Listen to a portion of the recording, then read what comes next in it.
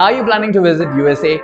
Maybe for a job, maybe for education, or maybe just a trip? Then you have to watch this video because here are 3 things that you must have before landing in the United States. First thing is get some good connectivity because if you have traveled abroad, you know how these international roaming plans put a hole in your pocket. So for that, you can just get an eSIM first. Just visit prune.co.in, select international eSIM and then United States. After that, choose your plan and finish the procedure. And now, this eSIM will let you surf on the internet in the United States without any international roaming plans with the local rates available in USA. If you too are a picky eater like me, then this next hack is gonna be a lifesaver for you. Visit Happy Cow to know any vegan or vegetarian restaurants near you. I've seen so many people getting stressed about breakfast, lunch and dinner.